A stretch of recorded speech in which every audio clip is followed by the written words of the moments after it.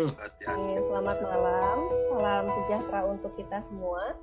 Selamat bergabung kembali dalam Kulsam seri 5 oleh Sanggar Sastra Geraha NTB dengan tema malam ini yaitu keluarga harmoni yang sakinah. Sebelumnya, saya mohon izin untuk menyapa narasumber kita pada malam hari ini, Acarya Paramananda Mudaksa. Swastiastu Acarya, selamat malam. Om Swastiastu, Bu Indah, selamat malam. Durus, pagi. Kemudian izin menyapa juga untuk para peserta yang berasal dari berbagai daerah. Ini ada yang dari Palangkaraya, Jakarta, dan berbagai daerah lainnya. Semoga selalu dalam keadaan sehat supaya bisa mengikuti perkuliahan ini dengan baik. Nah, di Kulsam kali ini masih dengan teknis pelaksanaan yang sama dengan Kulsam sebelumnya, yaitu teknisnya pemaparan materi selama kurang lebih 40 menit oleh narasumber, kemudian dilanjutkan dengan sesi diskusi kurang lebih selama 20 menit. Masih dengan aturan yang sama juga, yaitu yang pertama untuk mikrofon agar di-mute semuanya selain narasumber. Kemudian untuk link daftar hadir terkait sertifikat nanti akan di-share menjelang akhir kegiatan. Jadi dimohon untuk mengikuti sampai akhir. Kemudian bagi yang ingin bertanya bisa melalui kolom chat atau bisa menekan tombol angkat tangan di Zoom-nya, di layar Zoom-nya. Kemudian nanti akan diberi kesempatan untuk bertanya langsung kepada narasumber.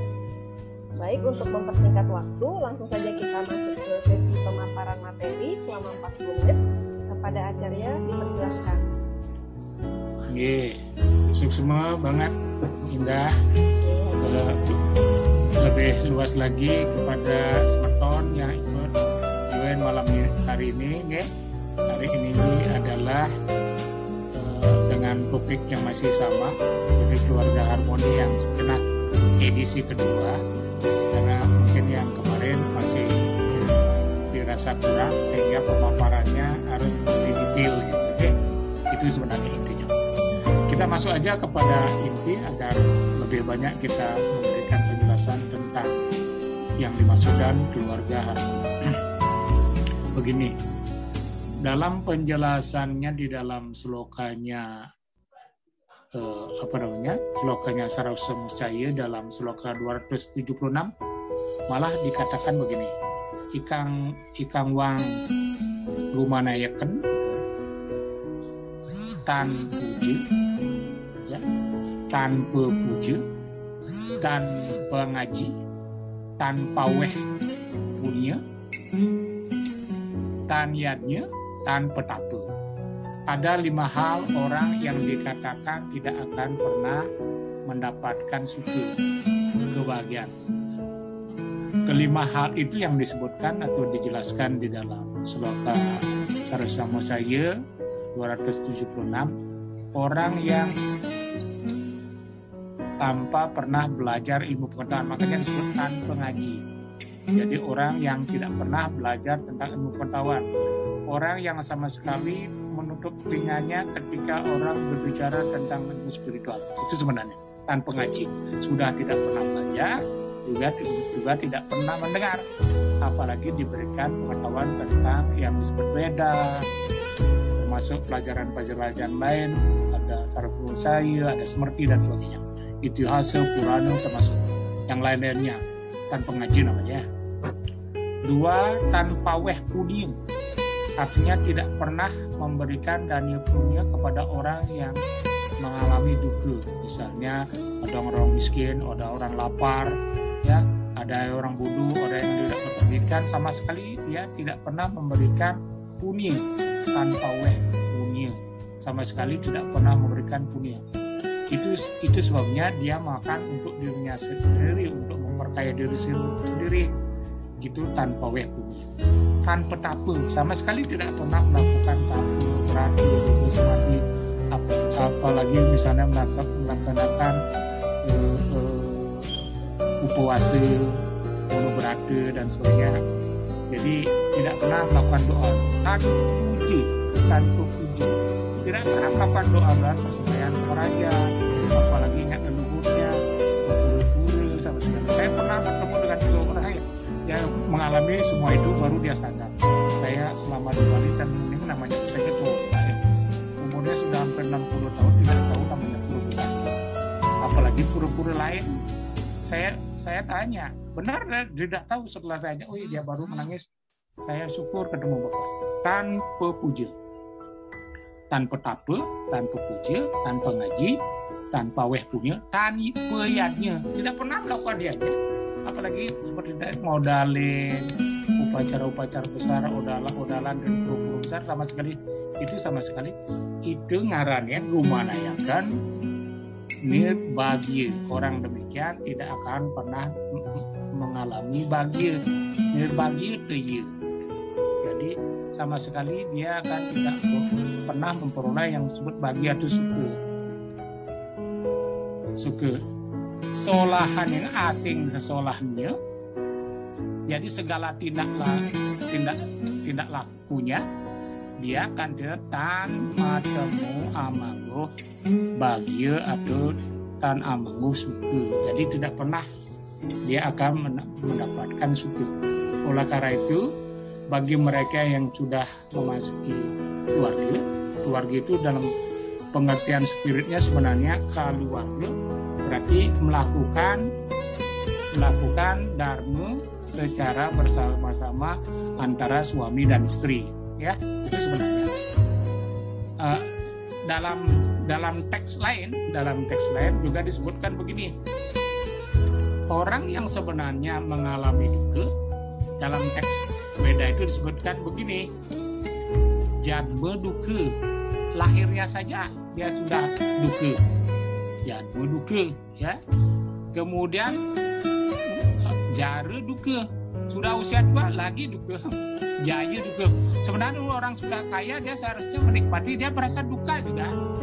Hante kale maha duka, apalagi orang yang sedang akan menghadapi kematian. Hante kale orang yang akan menghadapi kematian, hante kale maha duka, lebih besar dukanya karena dia akan kena punah. Hindarilah itu. Kemudian di bawahnya tasmat jagrata, berhati-hatilah dan sadari hal itu, bahwa setiap orang yang mengalami duka karena orang tidak pernah melaksanakan 5 prinsip tadi, ya, namanya suka duka. Makanya jadmu itu jari liati, orang lahir akan mati, dan mati itu usia tua mengalami penyakit gitu. Nah, saya tertarik sebenarnya membahas lebih jauh tentang lebih detail tentang keluarganya orang yang mengalami perkawinan poliandri. Ternyata kemarin seminggu lalu ada kejadian poliandri seperti Drupadi dikawini oleh 5 bersaudara. Nah, ternyata di Dehradun di daerah Dehradun di India, daerah Dehradun di Uttar Kanda itu di Uttar Pradesh, dekat dengan Himalaya. Itu persis kejadian sama. Dia seorang perempuan namanya Raju Werma, seorang perempuan baru umur 28 tahun, kawin dengan 5 orang bersaudara kandung. Namanya poliandri. Tapi beda antara perkawinannya Drupadi dengan Pancapandawa dengan orang yang mengawini nih Raja Werma. Raja Werma dikawini oleh 5 orang saudara kandung di Uttar Kanda. Yang pertama namanya Gudu, terus yang kedua Bajui, terus Rama, Gopal. Umur Raja Werma 28 tahun, sedangkan yang mengawininya umurnya 32, 30, 28, 26 dan 19 tahun. Si Dinesh itu umurnya 19 tahun. Menurut tradisi setempat, kalau perkawinan di sana yang satu harus dikawini oleh saudaranya. Perbedaan pokok antara perkawinan Drupadi dan dulu. Kalau perkawinan Drupadi walaupun perkawinan itu dengan 5 orang, tapi ada syarat dan hukumnya. Ketika dia dikawini oleh suami pertama dia jelas Yudhistira. Itu tidak boleh. Itu sama sekali tidak boleh dilanjutkan si Bima. Dia harus menunggu perkawinan itu begitu berupa dihamil oleh Yudhistira, jadi harus menunggu supaya bersih. Jadi harus setiap pergantian itu menunggu 2 tahun, 1 tahun khusus untuk hamil, ya kan sekitar 8 bulan 9 bulan hamil, kemudian lahir. Nah, lahirnya untuk pembersihan ini supaya benar-benar bersih dari yang pertama, baru kemudian diganti dengan bimah. Itu peraturannya, makanya peraturannya sangat ketat. Itu sebabnya Arjuna menunggu sampai 6 tahun karena gilirannya yang ketiga. Peraturan dulu sangat ketat, tidak boleh ngaduk-ngaduk, terus kemudian tidak boleh bersama, apalagi misalnya dihamili oleh banyak orang, ini yang tidak boleh.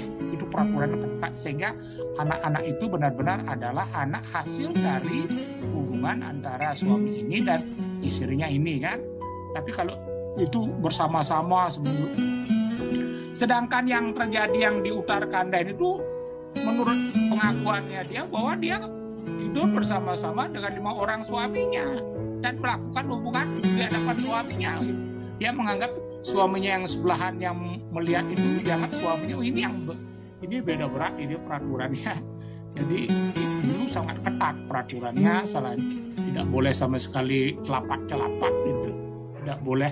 Arjuna saja hanya tidak pernah terjadi itu ngambil busurnya, kemudian dia merasa bersalah dan dia akhirnya mengundurkan diri untuk pergi ke hutan. Nah, itu terjadinya begitu. Nah, sesungguhnya ada hal yang saya mau beritahu kepada adik sekalian, meskipun ini sign ya, ini sign. Dalam berkeluarga di dalam hukum Hindu ada tanda petik ya, agak sedikit jarang orang mengungkapkan kalau bicara tentang seks karena dianggap tabu lah kan. Tapi mudah-mudahan kita bicara sains. Karena sebelum orang berhubungan badan, ketika orang sudah berkeluarga, seperti saya katakan kemarin bahwa orang tujuan perkawinan itu kan ada 3, ada sampati, praja, dan reti. Di reti ini kan orang yang sudah berkeluarga berhak untuk melakukan hubungan dan seks, dan itu orang yang sudah berarti mereka sah.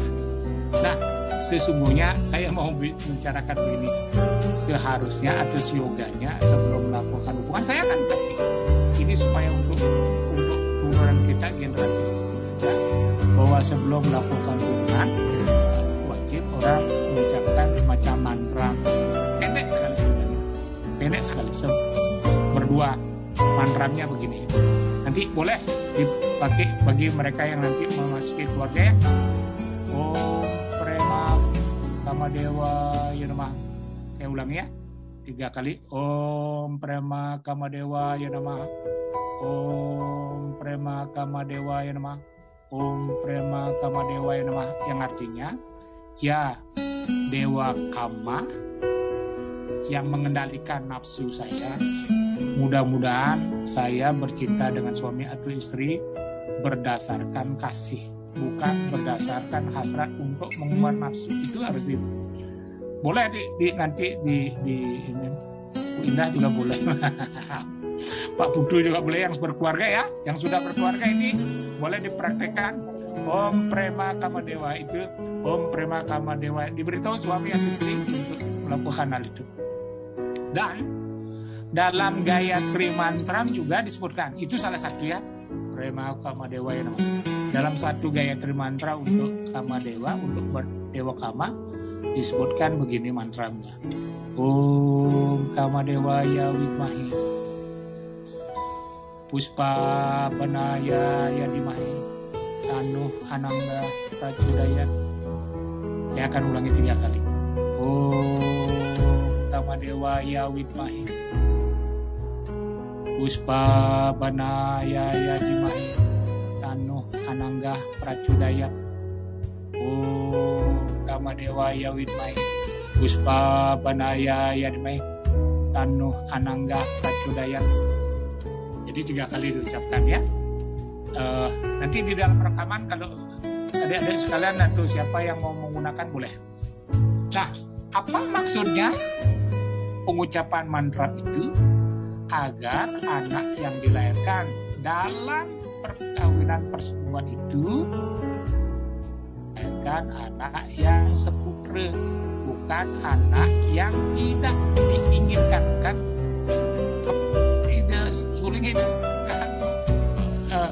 persoalannya begini, perlu dengan tanda petik harus kita buka dan dijadikan semacam satu diskusi. Kan kadang-kadang anak-anak muda kami ambil duluan persoalan. Kemudian mau tidak mau disahkan atau diberikan upacara agar anak itu sah. Persoalannya kan ada rasa itu. Saya mengesahkan orang yang sudah ambil itu persoalannya.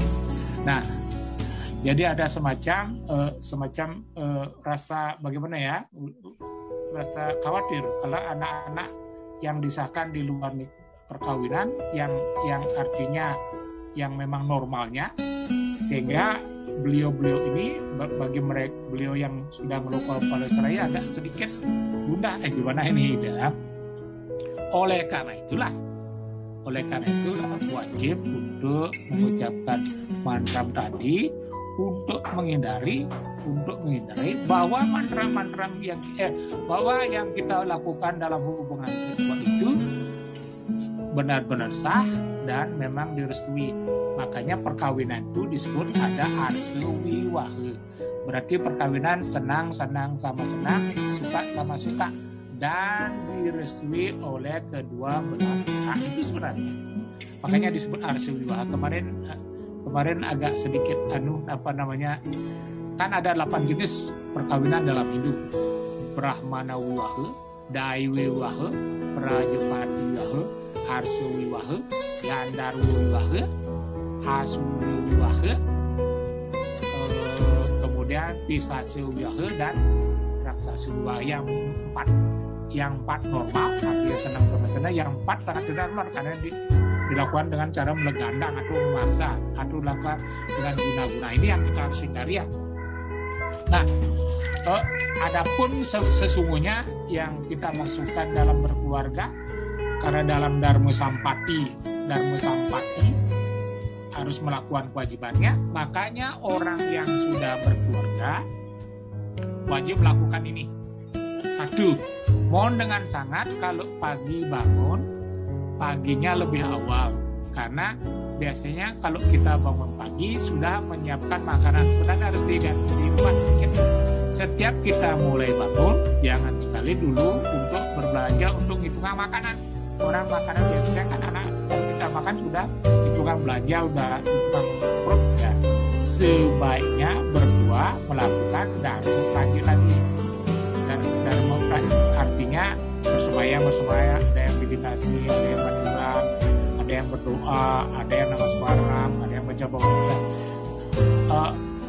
Waktu yang terbaik untuk melakukan puja bersama berkeluarga antara suami istri itu sebaiknya cari Brahma Muhurta. Brahma Muhurta itu jatuhnya jam 3 sampai jam 6. Jangan sekali, kalau bisa sekarang kita harus rubah ini, bahwa di antara waktu yang terbaik yang disebut Brahma Muhurta jatuhnya antara jam 3 jam 6 pagi. Kalau lewat itu tidak disebut Surya Sewana lagi. Surya Sewana itu yang dimaksud Surya Brahma Muhurta adalah menyambut Dewa Surya untuk beliau hadir di dalam dunia.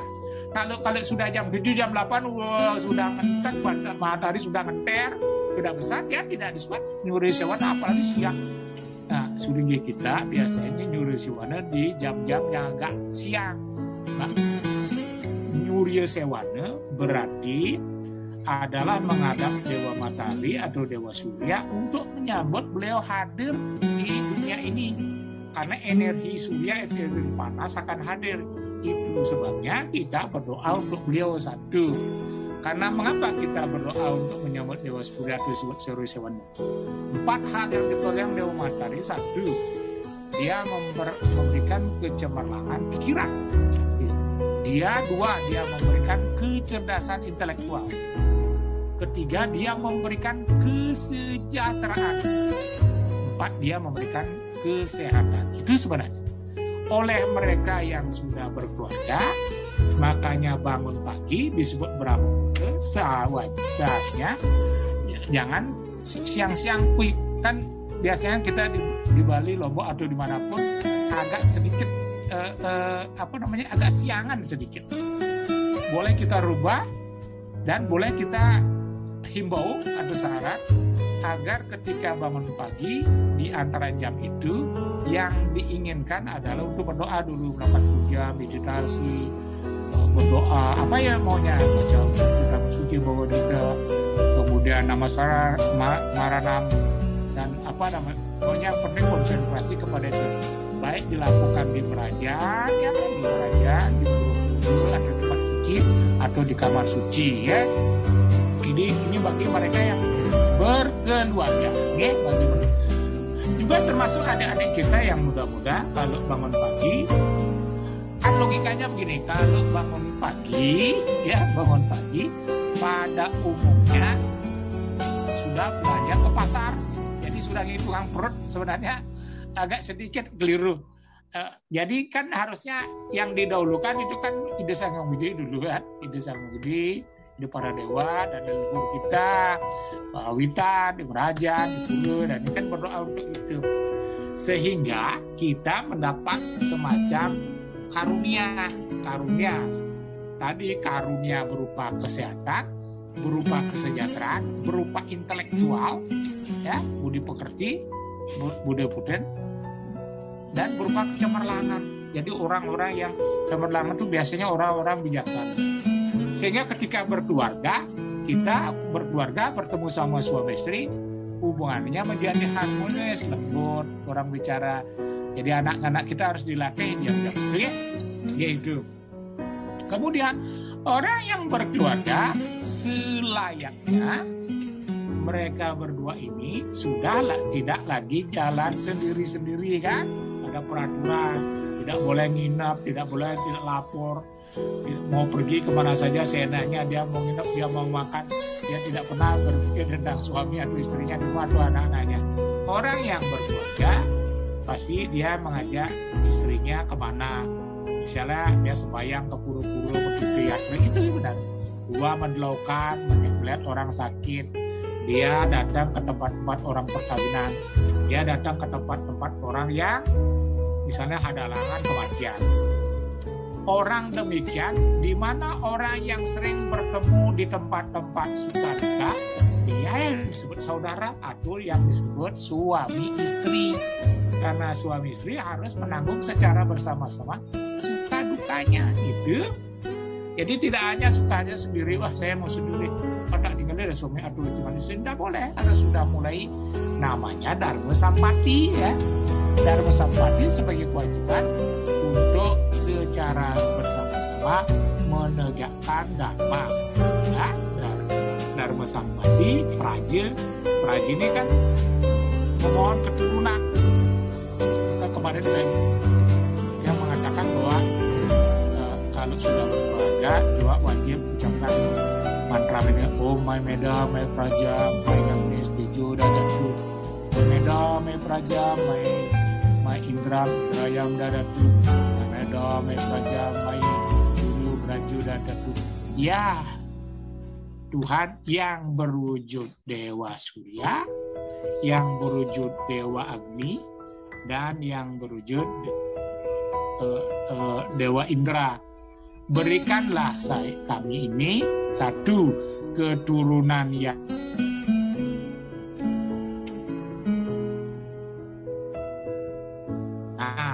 sehingga kalau kita berkeluarga jadi jarang terjadi cekcok di rumah tangga, karena kita selalu adem, selalu harmoni.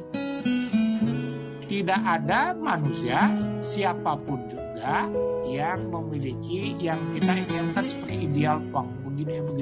Nah, tetapi minimal kalau terjadi misalnya pertengkaran cuma sekali setahun kan, ya bumbu-bumbu percecokan kecil, ya, tidak sampai terus. Nah itu namanya keluarga yang sukinah. Berasal dari kata suka itu bahagia. Maka mantra yang pertama tadi seharusnya Om Sarwe Sukino Bawantu, Sarwe Santu Niramaya, Sarwe Badrani Pasantu, Makasih kababawen. Om Saryo Sukina Bawantu, semoga semuanya, semua makhluk mendapat kebahagiaan atau keriangan. Sarwe Sukina Bawantu, Sarwe Santu Niramaya. Isi alam semesta ini juga diliputi kebahagiaan, kesukaan. Sarwe Santu Niramaya, Sarwe Badrani Pasantu. Semoga dia hanya melihat kecemerlangan. Badrani kesucian. Badrani itu berarti kesucian, cemerlangan. Sarwe Santu Niramaya, Sarwe Badrani Pasantu. Maka cet duka bawe. Semoga semua orang tidak pernah mengalami duka. Berarti dia mengalami suka. Jadi demikianlah artinya alur daripada yang disebut berkeluarga. Berkeluarga dalam konteks perspektif Hindu, dalam konteks perspektif Hindu, dia yang harus secara bersama-sama menanggung suka dan duka. Jadi tidak boleh hanya sukanya dia terima, dukanya dia terima. Ketika orang sudah mulai maju,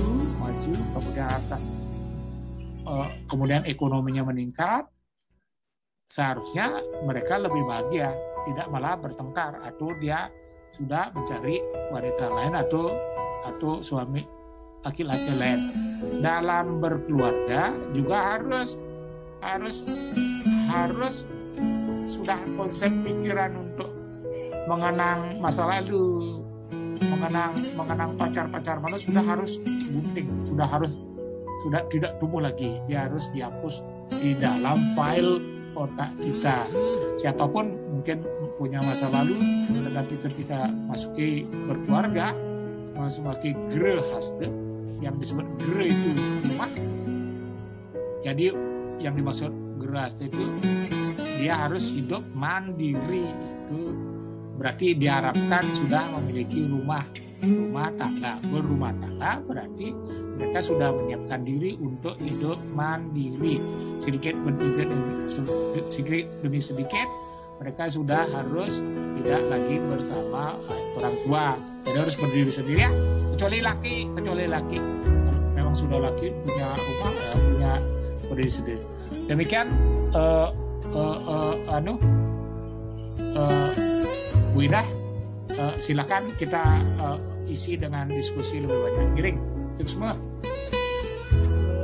Semua Acarya atas penjelasannya. Niki sudah ada 3 pertanyaan yang masuk. Mungkin sementara dijawab. Untuk yang lain yang mau bertanya masih dibuka kesempatannya, bisa melalui kolom chat atau bisa menekan raise hand. Nanti akan diberi kesempatan untuk berbicara langsung dengan Acarya. Baik, yang bacakan pertanyaan pertama Acarya. Iya, terus. Yang pertama, pertanyaannya adalah hubungan warige atau temu jodoh dengan perkawinan. Kira-kira bagaimana hubungannya? Iya. Ada lagi biar jadi satu aja. Ada. Nomor 2, ada fenomena saat ini demi keturunan atau sentane, ada orang tua yang menganjurkan untuk mengetes calon istri. Jika tidak hamil, tidak dinikahi. Itu ya. Itu lagi satu. Itu pertanyaan. Rata-rata pertanyaannya fenomena saat ini, Acarya, karena pesertanya kan rata-rata milenial nih. Betul ya. Pertanyaan nomor 3-nya, apakah benar poliandri dibenarkan oleh agama Hindu? Sekarang 3 pertanyaan itu yang masuk, Acarya. Mungkin bisa dijawab sambil pertanyaan. Saya jawab dari belakang ini. Poliandri sebenarnya bukan merupakan fenomena agama Hindu. Dia hanya terjadi secara kasuistis. Jadi bukan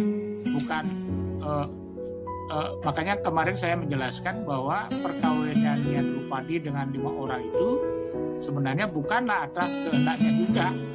Cuman karena permintaan Drupadi harus memiliki suami yang dharma, yang baik hati, polos, tidak pernah suka marah dan sebagainya, bla bla bla bla bla. Kan tidak ada manusia yang tidak punya suka marah. Tidak juga semua orang yang tidak punya perasaan seperti itu. Kemudian dia harus memiliki orang kuat, harus orang intelek, pintar, kemudian orang yang gagah, dan kemudian rajin. Semua itu tidak ada.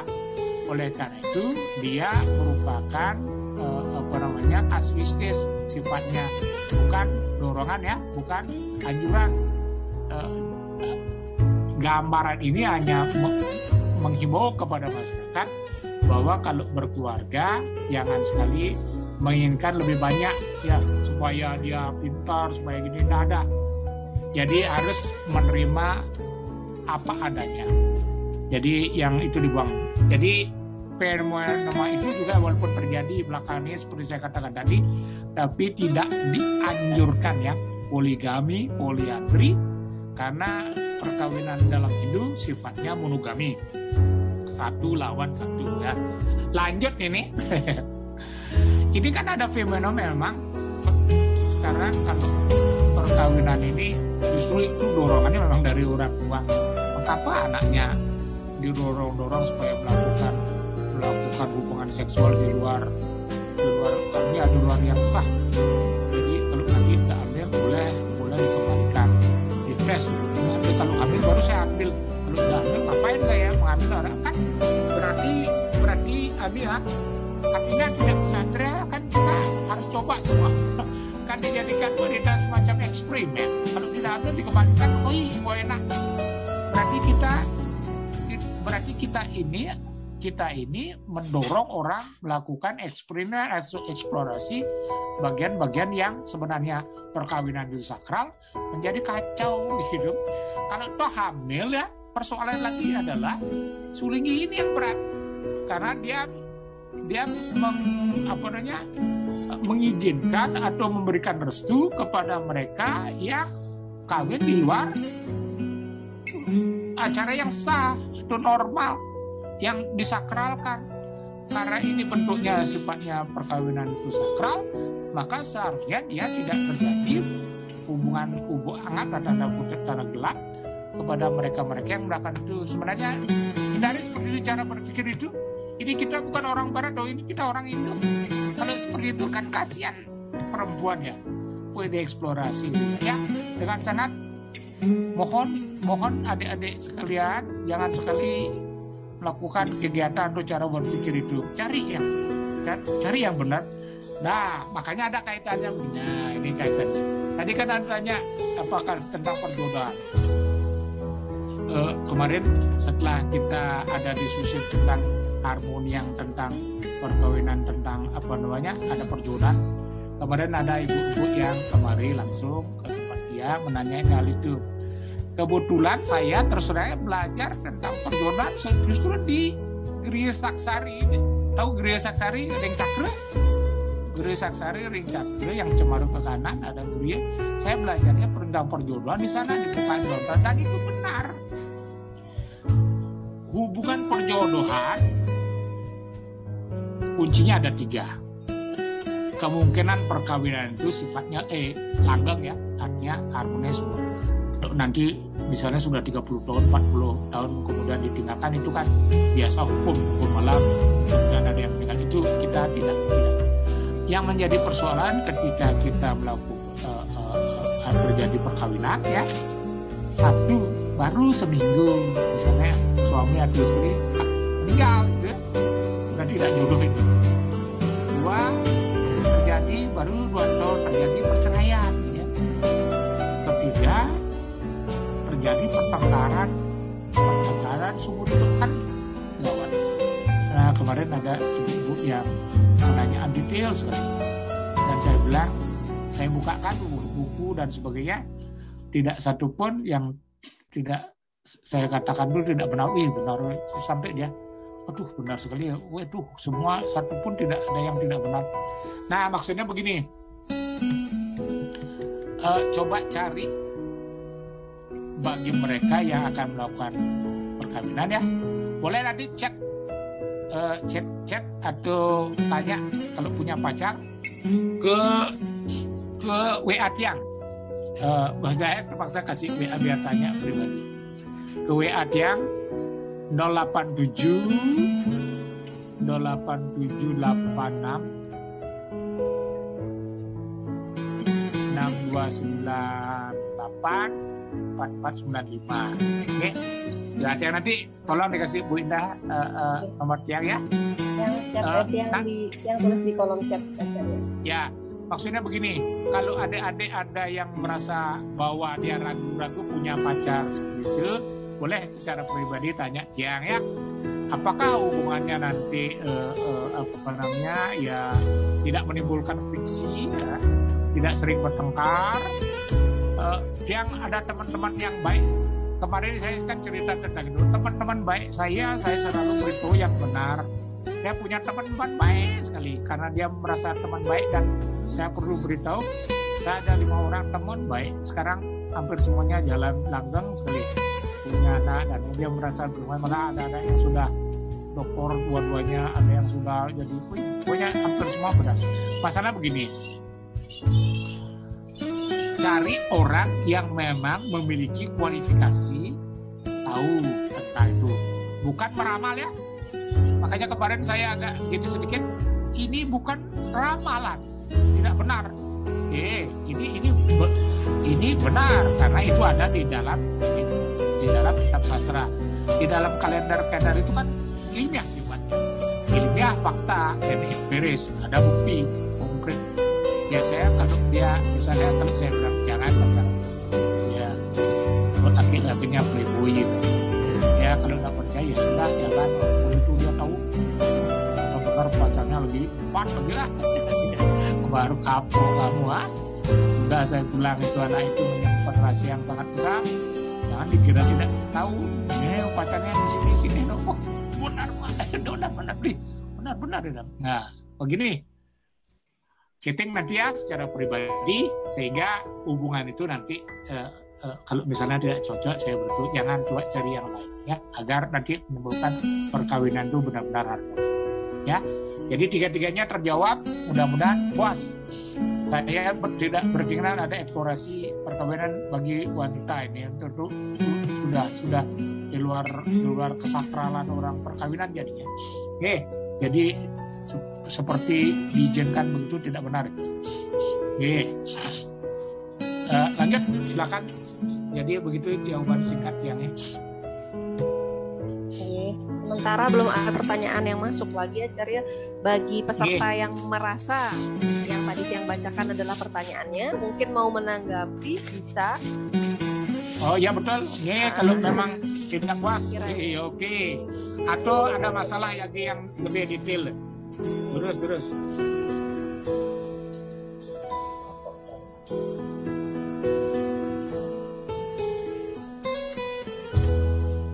Mungkin sambil mengisi waktu, Tiang bertanya sedikit Acarya.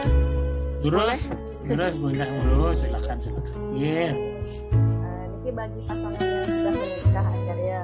Mungkin kan semua pasangan itu mengharapkan keturunan setelah menikah. Betul. Nah, ini kalau dikaji dari sisi medisnya tidak ada masalah. Nah, sekiranya kalau dari versi non medisnya, menurut Acarya, apakah keturunan itu cukup ditunggu saja atau memang kita perlu mengusahakannya? Dan kalau memang perlu diusahakan, bagaimana sekiranya bentuk usaha yang bisa kita lakukan? Ya. Saya cerita sedikit ya, mudah-mudahan ini tidak menimbulkan konflik ya. Dulu pada waktu Dasarata mengawini Dulu waktu Dasarata namanya menikahi istrinya, satu Kausalya tidak punya anak juga. Terus dia menikahi Sumitra juga tidak punya anak. Terus menikahi Kekai dia punya anak. Karena lama tiga-tiganya tidak punya anak, bertanya lah kemudian ke Rishi Wasista, Maharishi, saya ini umurnya sudah hampir semakin tua. Saya menikahi istri saya, padahal normal dan sebagainya para tabib, para waidya menyatakan bahwa istri saya normal dan tidak ada apa-apa. Kenapa istri saya tiga-tiganya cantik jelita ini tidak, menurut medis juga dia tidak ada itu ditanyakan. Sehingga begini maksudnya, apa yang menyebabkan di balik mereka padahal istrinya normal sampai tidak adil? Kemudian Resi Wasista bercerita dia, wahai Raja Dasarata, tahukah ini kalian ini mengapa tidak diberikan keturunan? Kausalya, Sumitra dan Kekayi pernah melakukan tindakan yang akan menyebabkan dia tidak punya anak. Misalnya apa yang dilakukan? Makanya disebut dosa. Dia pernah melakukan dosa. Dosa itu sama dengan patake. Patake itu berarti melakukan pidana perbuatan-perbuatan yang sama sekali tidak diizinkan. Ada upe patake, ada mahe patake, ada ati patake. Ada yang dosanya kecil, ada yang besar, ada yang maha besar. Maha besar itu apa? Membunuh sapi sama sekali orang Hindu tidak boleh. Tidak boleh sama sekali. Orang yang bersenggama dengan bapak ibunya sama sekali tidak boleh. Ya. Membunuh para brahmana sama sekali tidak boleh. Membunuh kijang di hutan sama sekali tidak boleh. Membakar tempat-tempat suci siapapun di agama Hindu, Kristen, tidak boleh sama sekali, tidak boleh. Ya masjid sama sekali tidak boleh. Kemudian dia memfitnah para marsi tidak boleh sama sekali. Kalau tidak salah ada 8 jenis yang menyembuhkan orang kemudian dibunuh dan tidak bisa menyembuhkan lahir. Oleh Resi Wasista itu dilihat ketiga-tiga istri ini pernah melakukan salah satu itu. Jadi seharusnya kalian ini harus menebus dosa dengan cara melakukan yang disebut putraka mesti. Jadi upacara untuk memperoleh anak atau keturunan sambil menebus dosa-dosanya. Oleh Resi Wasista diberikan yang disebut namanya kalyasam. Jadi bubur suci yang diberikan untuk mereka makan. Nah, kemudian dibagi palyasam ini oleh Wasista diberikan kemudian kepada 3 putri ini. Karena kasihan Sumitra dapat sedikit sekali dapatnya, jadi si Kausalya memberikan sedikit palyasamnya kepada Sumitra. Kemudian Kekayi memberikan sedikit. Itu sebabnya karena dia diberikan oleh 2 ini, Sumitra melahirkan 2 anak. Jadi Kausalya melahirkan Rama karena dia pegang cuma 1. Kenapa Sumitra punya 2? Karena dia mendapat pemberian dari palasyemnya dari Kausalya dan Kekayi. Makanya lahirlah Laksamana dan Satruguna. Kekayi melahirkan Bharata, begitu. Satu dengan cara upacara gitu jawabannya jadinya indah. Satu dengan upacara putra minta ya. Kedua dengan cara medis, biasanya kan sering jadi dengan sekarang dengan teknik untuk memasukkan ke ke istri atau perempuan sehingga bisa sejenis acara ya, inseminasi buatan nikah. Ya memang inseminasi namanya inseminasi. Tetapi ingat, sebelum melakukan hal itu, lakukanlah penebusan dosa dengan cara satu, berkeliling ke tempat-tempat suci yang kita anggap suci dengan catatan menyadari bahwa kita pernah melakukan. Jangan tidak percaya ya, jangan tidak percaya. Jadi kalau tidak punya anak itu semua ini kan kalau cari linknya karma kita berdasarkan purwa karma dan janma karma, kelahiran masa lalu dan perbuatan masa lalu, sehingga kita membawa ke kehidupan sekarang ini. Kalau kita tidak berikan kelahiran anak, kemungkinan kita pernah melakukan hal itu gitu. Jadi untuk menebus dosa-dosa yang kita tidak sadari pernah kita lakukan, maka juga kita harus melakukan penebusan dosa dengan cara satu, ke tempat-tempat suci atau tempat-tempat itu. Kalau di Lombok kan banyak sekali tuh, Narmadu, Surinadi, ya semua tempat-tempat titik-titik itu. Kedua, lakukan upacara di Merajan, di Kawitan, tempat untuk memohon agar semua dosa-dosa itu terputus, sehingga leluhur kita bersedia untuk salah satunya turun ke tempat kita. Dua itu. Putra ke besi bisa juga dilakukan dengan upacara yang disebut Agni. Jadi upacara itu fungsinya yang putra ke besi itu adalah puja. Kemarin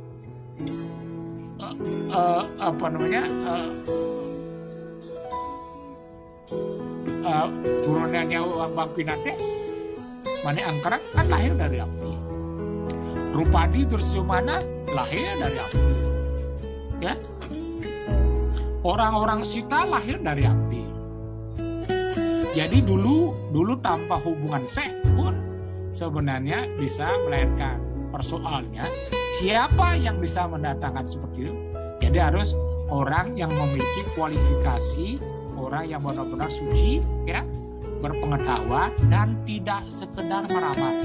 Jadi para masih itu biasanya memiliki widya dresti, jadi pengetahuan jauh ke depan. Dan itu benar, ya. Jadi bukan nanti akan terjadi, itu ramal ya.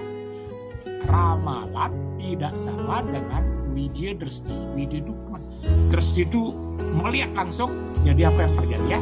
Gitu. Oke, Winda, semua. Mudah-mudahan. Ada pertanyaan berikutnya, Niki Azaria. Terus, apakah dibenarkan dalam ajaran sastra Hindu selibat atau brahmacari tidak kawin sehingga memutus keturunan? Nah ini yang disebut brahmacari dulu ya. Saya mau stressing. Kalau mengaku brahmacari tapi sibuk memburu perempuan, nyolek perempuan, kemudian berpacaran berkali-kali, tetapi tidak kawin-kawin, dia bukan brahmacari. Ini yang Niki, bukan brahmacari dia. Dia hanya sekedar tidak kawin, kemudian dia memburu perempuan banyak, kemudian dia pacaran banyak, bukan brahmacari. Ini yang Niki, yang disebut brahmacari tulen, yang brahmacari adalah mereka yang benar-benar tidak tersentuh oleh perempuan. Itu yang harus tidak tersentuh oleh juga laki-laki, ya. Tapi kalau berkali-kali pacaran, kemudian kesana kemari, hanya dia tidak melangsungkan secara formal perkawinan, dia tidak disebut brahmacari. Sorry. Jadi begitu. Kemudian adalah brahmacari boleh dilakukan brahmacari total brahmacari yang melakukan brahmacari yang memang benar-benar brahmacari dalam untuk seluruh kehidupan brahmacari dengan catatan seperti tadi. Jadi brahmacari tulen yang sejati, brahmacari adalah mereka yang benar-benar selama hidupnya tidak tersentuh oleh perempuan atau laki-laki, ya, namanya benar-benar brahmacari. Jadi kalau dia tersentuh berkali-kali pacaran, kemudian dia berkali-kali terlibat misalnya fair dan sebagainya, dia tidak disebut brahmacari. Brahmacari hanya sekedar tidak melalui proses perkawinan formal, dia bukan brahmacari. Ilingan Mika. Jadi kalau sudah terlibat itu jangan mengaku brahmacari, ya, karena hanya sekedar itu. Dan kedua, jangan sekali mengaku brahmacari kemudian memasuki kesulitan atau menjadi mangku, menjadi kemudian biksu dan sebagainya. Harus benar-benar ada tahapannya, dan ada prosesnya. Yesus semua. Mudah-mudahan puas ya. Untuk peserta yang merasa punya pertanyaan, jika kurang puas bisa dilanjutkan pertanyaannya lebih mendalam atau lebih mendalam di kolom chat. Oke, yang lanjutkan Acarya, pertanyaan berikutnya. Iya, terus. Apakah orang yang sudah memulai masa biksuka boleh kembali ke grahasta ashram? Itu ya. Itu pertanyaannya ya. Bagus pertanyaan. Nah, itu yang disebut melompat. Kan ada catur asrama, brahmacari, grahasta, wanaprastha, biksuka atau sannyasi. Berarti sudah diberikan ruang. Kalau masih menuntut ilmu pengetahuan disebut brahmacari, ya, disebut brahmacari. Dianggap brahmacari karena dia belum memasuki perkawinan grahasta. Kalau pacaran kan boleh. Kalau setiap sudah tamat, kemudian misalnya punya pacar akan memasuki grahasta, silakan. Nah, kalau memasuki grahasta kemudian wanaprastha, yang disebut wanaprastha sebenarnya dalam konteks kekinian itu bukan meninggalkan rumah ya. Mungkin wana itu kan artinya hutan, bukan meninggalkan hutan menuju misalnya bukan meninggalkan keluarga kemudian menuju hutan, karena hutan hampir semua tidak ada, hampir kecil loh.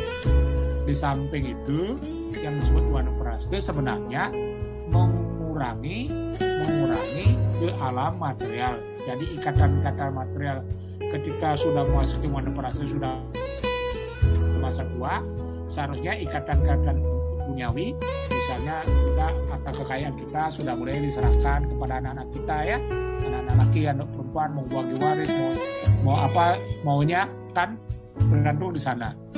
Nah, setelah sudah melalui tahapan ini, sudah benar-benar wanaprastha, apalagi masuk biksuka, apalagi biksuka atau sannyasi itu kan sebenarnya artinya sudah meninggalkan ikatan dunia material secara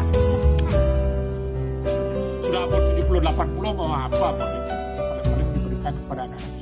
Paling kita menunggu sudah benar-benar mengurangi ikatan. Sudah masa ada yang umur 80-90 misalnya masuk keliling. Nah, hanya beberapa aja ya, tapi secara kasuistis. Tetapi untuk lagi kembali ke grahasta kan soleh dilihat orang sudah hampir 90 masih cuma kawin lagi kan tidak normal. Berarti tahapan proses catura asrama ini benar-benar tidak jalan. Diberikan ruang brahmacari, diberikan ruang grahasta, tidak diberikan kesempatan yang baik untuk melakukan grahasta. Sudah sudah memasuki tahun 70, 80 mau ke wanaprastha, seharusnya harta kekayaan kan sudah diberikan kepada anak-anak kita atau turunan kita.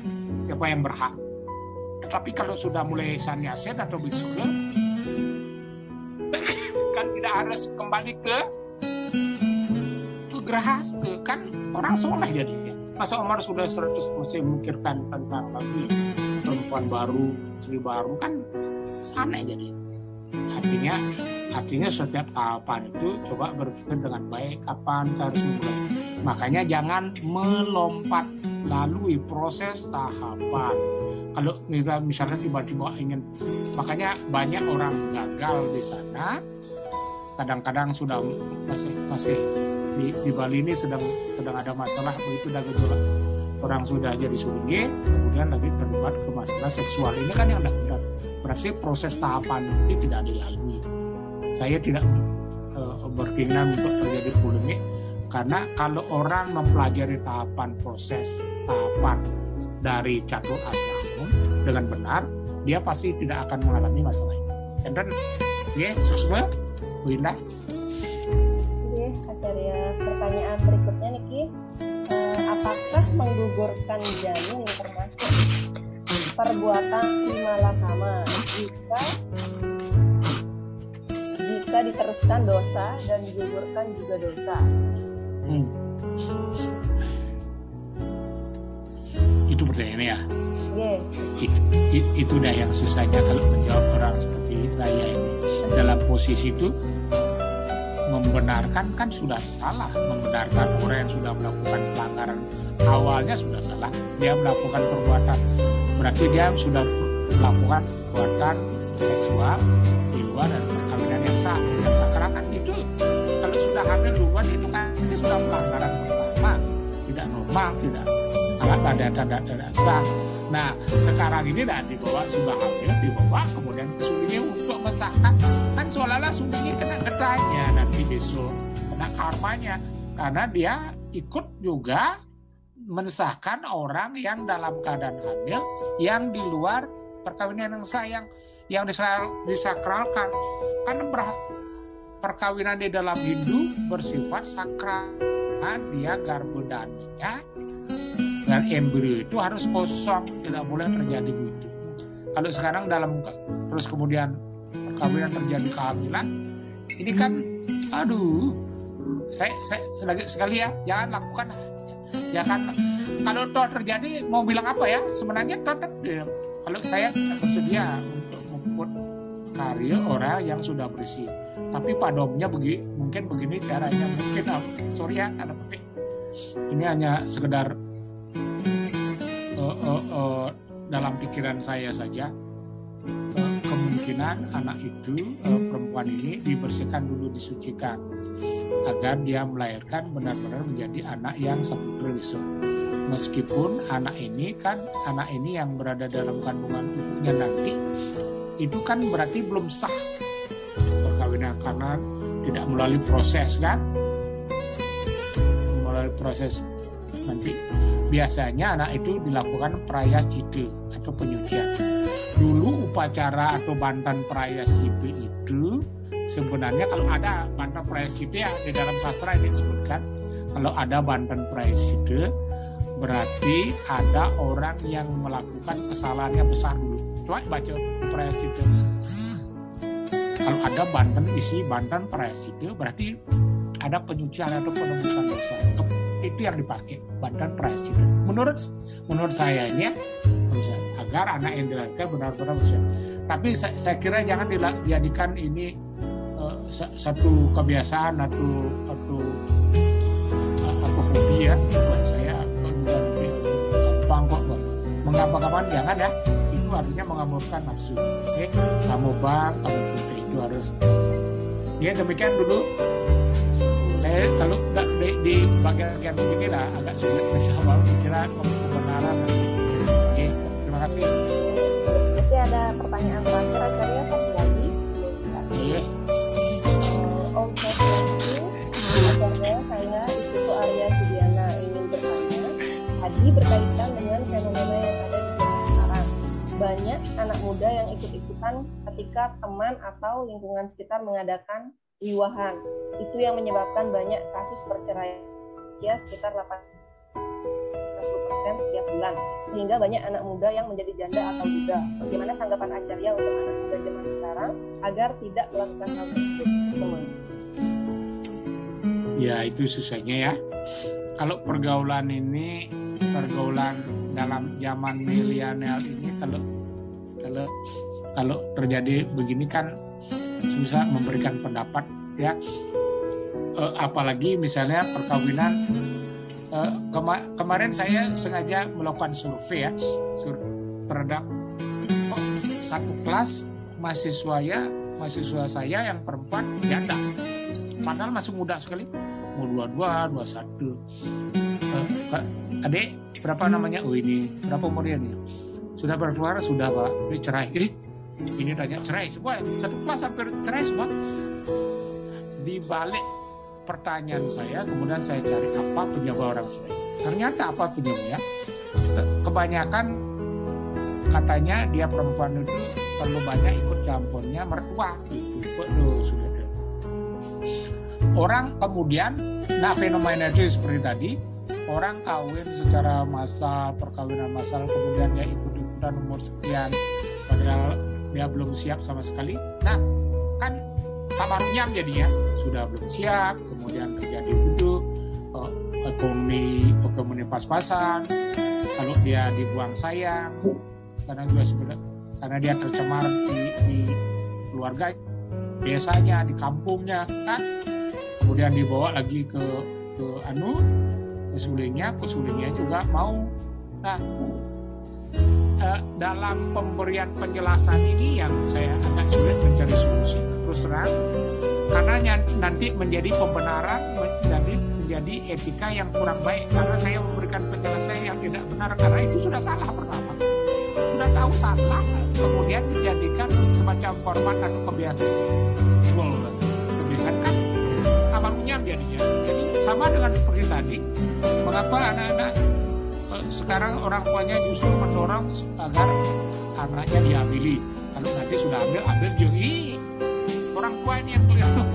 Ini memang benar terjadi banyak seperti ini. Kan ini yang keliru. Nah, mohon dengan sangat orang tua jadi tidak terjadi sebenarnya kesalahan itu hanya semata-mata anak-anak muda. Anak muda harusnya diberikan gambaran pandangan yang benar. Jangan melakukan kalau misalnya ada keinginan nafsu untuk kawin, lebih baik kawin langsung sama orang yang dicintai. Tapi ingat benar, kamu senang sama dia bukan semata-mata karena hasrat nafsu. Karena benar-benar kita ingin cintai agar besok nanti begitu kawin selesai manisnya kemudian dibuang. Jadilah perceraian begitu banyak sekali perceraian ya karena awalnya dari nafsu bukan dari sayang. Kalau benar-benar dari cinta biasanya sampai dia langgeng karena dia sama-sama senang, sama-sama bahagia, sama-sama suka arsuwiwahe. Tapi biasanya itu dalam perkawinan karena terjadi kecelakaan, anggap terjadi kecelakaan karena MA katanya MA itu married by accident, MBA itu married by accident karena kecelakaan. Nah ini yang tidak saya inginkan, terus terang tidak saya inginkan. Nah, marilah kita jaga. Permintaan saya, saran saya, marilah kita jaga agar kita menjadi anak muda yang milenial, yang benar-benar milenial dalam arti sungguhnya, tidak hanya menguasai sains dan teknologi, tetapi juga menguasai kan. Winda. Oke, Acarya, kebetulan pertanyaannya sudah habis dan waktu juga sudah tepat 1 jam sejak yang kita tadi. Mungkin bisa dilanjutkan dengan closing statement Acarya sebelum yang kepada adik-adik peserta dimanapun berada, saya mengucapkan banyak terima kasih. Saran saya secara pribadi, mohon tidak berkenan atau menyinggung perasaan saya. Persoalnya perkawinan itu sifatnya sakral. Di tempat yang sakral itu memang kita sadari pasti ada nafsu. Orang kawin atau menikah itu kan memang ada nafsu, karena itu dia ingin menikahi suami atau istrinya dan kemudian menjadi dia masukin geras tuh. Sebaiknya memasuki geras tuh. Kalau memang itu menjadi kuncinya, lebih baik benar-benar beritahu bapak ibunya bahwa saya ingin kawin dengan perempuan ini atau dengan suami ini karena begini beritahu aja. Jangan kemudian melakukan pelanggaran lebih berat lagi. Apalagi nanti semakin runyam anak kita menjadi anak. Karena ada anak bebijat dan anak astro. Jadi anak astro itu anak yang kawin yang sah tidak diupacari, itu dari kalangan Brahmana atau dari kalangan Duri, namanya anak astro. Tapi kalau anak beminjat berarti anak yang sudah di bawah, kastinya rendah, kemudian memang tidak diakui, tidak dilakukan upacara dan tidak diakui, namanya anak beminjat. Demikian. Oke, Acarya. Kurang sehat Acarya. Tiba-tiba aja, tadi sehat sekali. Ya mungkin gimana? Tadi saya disemprot sama apa pasangin ini depanin pasangin apa? Iya. Ya semua. Closing teman tadi, maka berakhirlah kulusan kita pada malam hari ini. Akhir kata saya sebagai moderator mohon maaf apabila ada salah kata. Sampai bertemu di kulusan berikutnya dan terima kasih Acarya atas ilmunya, semoga bermanfaat bagi